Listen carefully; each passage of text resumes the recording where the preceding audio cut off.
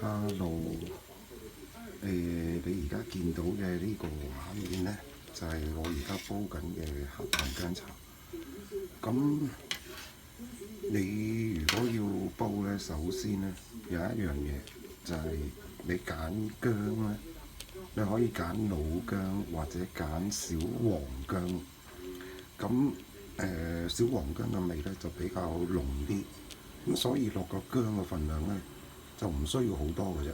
咁睇下因應你要幾多個人飲啦。1至2個人飲呢，呢一個見到嘅畫面嗰個份量呢，就已經差唔多噶啦。咁啊原肉呢，你可以去啲買藥材啊，或者買一啲參茸海味嘅店鋪呢，就應該有嘅。咁如果你想平啲嗰啲少啲人飲可以買嘅呢，就係去藥材鋪買，就話俾佢聽1至2個人飲嘅原肉。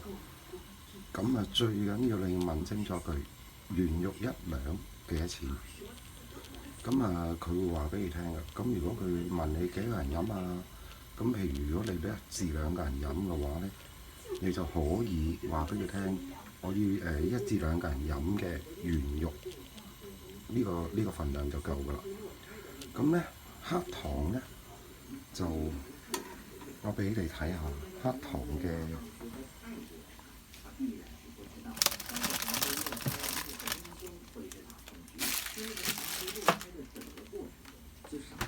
咁黑糖呢，就係用呢啲。咁你可以買一包翻嚟咧，就可以分幾次煲都得嘅。咁黑糖咧，通常咧就係用1條嘅啫，即係呢一度1條黃色嗰磚就夠㗎啦。咁啊，佢哋就叫1片啦。咁跟住然之後咧，你整好晒啲材料之後咧，就可以放薑同埋原肉，大火煲。咁啊滾起咗之後咧，就較細火煲15至20分鐘，就出啲薑味。跟住然之後咧，到啲薑味出咗嚟啦，你就可以落嗰片黑糖落去。咁就等佢溶，一路攪一路溶，咁啊一路攪勻佢，咁就已經 OK 啦。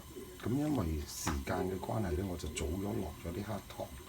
咁其實正確嚟講咧，係應該要較細火煲15至20分鐘。咁跟住然之後就落黑糖落去攪勻佢，溶晒成片黑糖，咁就 OK 嘅。咁飲嗰陣咧，你就可以將佢隔起咗啲薑，咁跟住然之後就將佢隔起咗薑之後咧，就可以連埋啲原肉啊、啲黑糖薑茶咧，就一次過飲，咁就 OK 嘅。因為啲原肉係食得嘅。咁啊原肉其實我哋叫嘅就應該係叫龍眼肉，就係呢啲啦。OK。咁啊，如果陣味都好香。咁啊，由於之前拍嗰段片咧，我電話咧就冇辦法儲存到，咁唯有用呢個電話嚟到去錄呢段片。